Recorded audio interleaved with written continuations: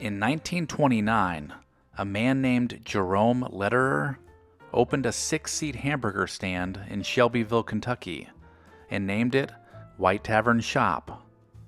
Even during the Great Depression, the restaurant thrived, and he eventually opened 12 more White Tavern Shop locations. Things were going great up until the start of World War II, when supply and manpower shortages forced him to close 10 of the locations. Lederer was not discouraged. Understanding the importance of the sacrifice, he held out until the end of the war. He then established a restaurant group called Jericho Incorporated and opened another restaurant in Lexington, Kentucky called Jerry's Five and Dime. So now he had 2 chains that needed to be managed, so he turned to a man named Warren Rosenthal to help run the businesses. After Lederer passed away in 1963, Rosenthal took the reins and was looking for new restaurant ideas. It was when he teamed up with one of his franchise operators named Jim Patterson that they came up with an idea for a fish and chips restaurant.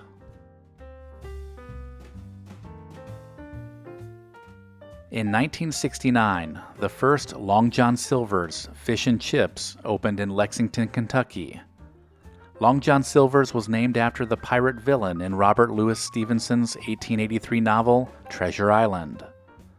Before settling on Long John Silver's, Rosenthal and Patterson considered other maritime-themed names, including Limeys and Barnacle Bills.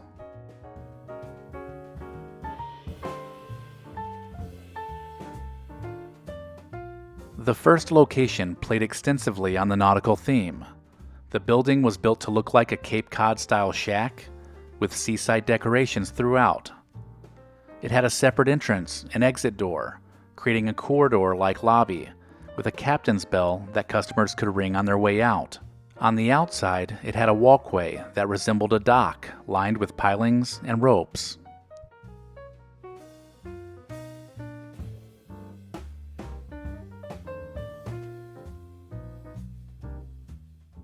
The original menu featured a limited number of items, including battered fish, chicken, French fries, and hush puppies. They were quick to begin expanding the seafood offerings, and in 1973, they even changed the name of the restaurant to Long John Silver's Seafood Shops to reflect this expanded menu. Through the 1970s, the themed restaurant did very well. By June 1976, there were 621 restaurants in operation, and 2 years later, the total number of shops had jumped to 1,000.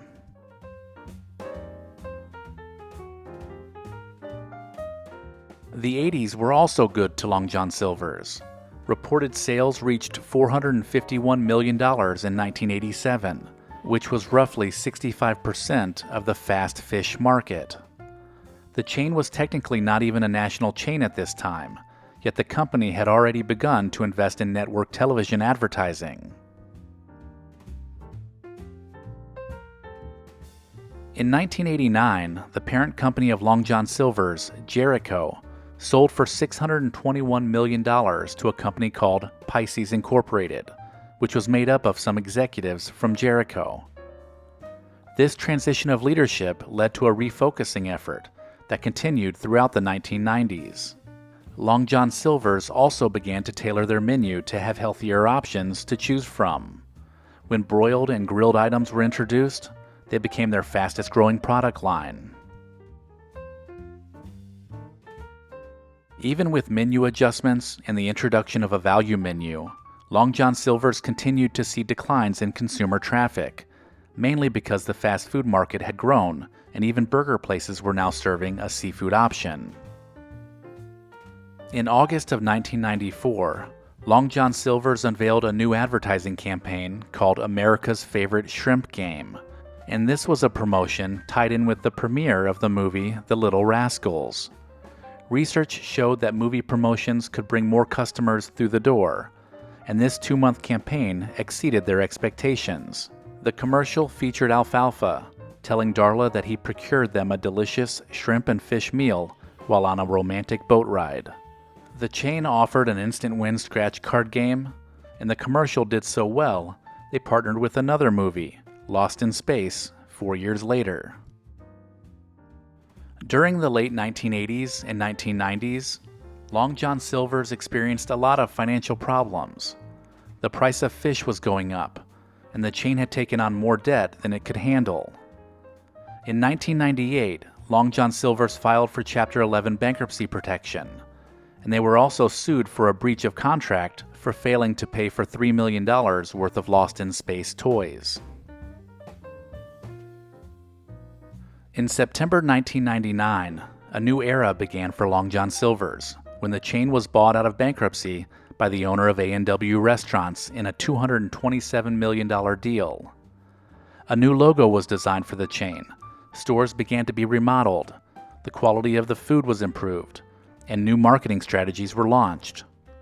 Another important shift was an emphasis on dual branding opportunities with A&W Restaurants, so more and more hybrid restaurants began to pop up around the country.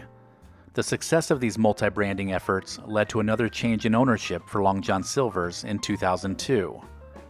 Tricon Global, which owned KFC and Taco Bell, had seen great success with co-branded restaurants, and locations with two options often saw an increase in sales. So they were optimistic about the deal they made to buy Long John Silver's and A&W. Shortly after the merger, Tricon was renamed Yum Brands. Of all the brands owned by Yum Brands, Long John Silver's consistently underperformed. So by 2011, Yum was looking to get rid of the chain. They found buyers in a group of Long John Silver's franchisees.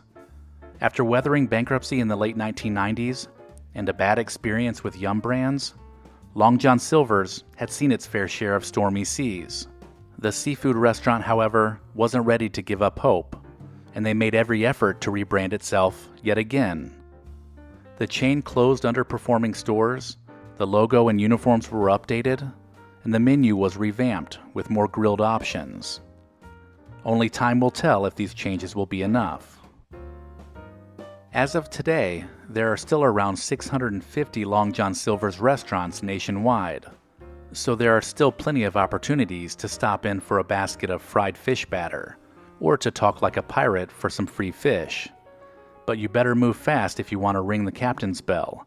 You never know when Long John Silver's will be forced to walk the plank.